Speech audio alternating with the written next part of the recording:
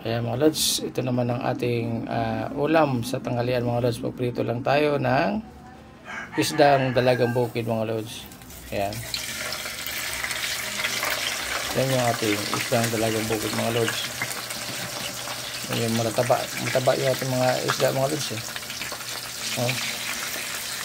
Mataba yung isda natin. Yan ang ating pipirutuin mga lods para may ulam tayo.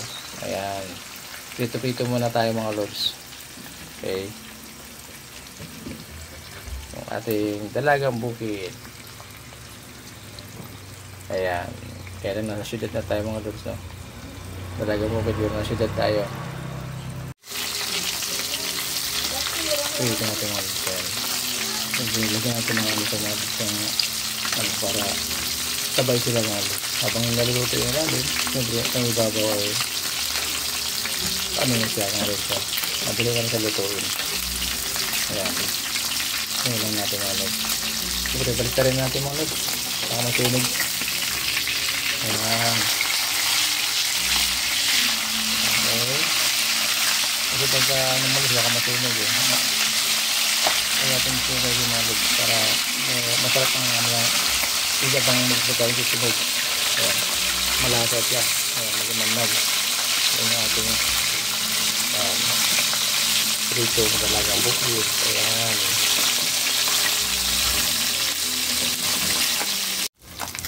Ayan na mga lods. Okay na itong prito natin. Okay, may pangit din naman mga lods pagka tunog yung ating prito mga lods. Parang hindi na natin mahalo yung isda mga lods. So ayan, ganyan lang siya. Ano lang mahal sa mga lods na ayan. Luto na yan eh. Huwag natin sinupuno ko na. Tanggalin natin mga lods para may salang ulit natin iba. Ayan. Lagyan natin sa plato. Ayan.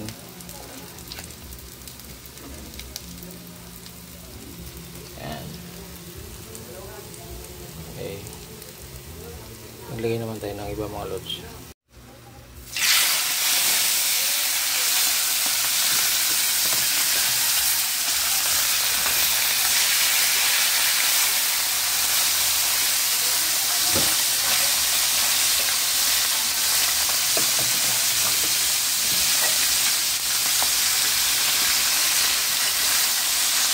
Ipasaya na natin mga lods. Ipasaya na ng lima.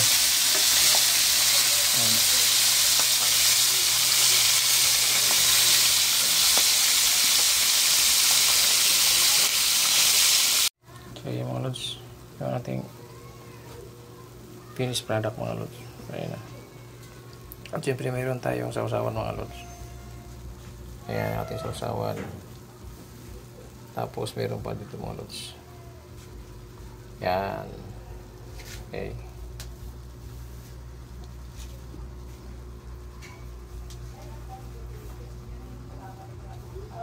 Ayan mga lods. So ayan mga lods. Thank you very much. Thank you for watching mga lods. Ayan. Ang ulam natin sa tanghalian. Bye bye mga lods.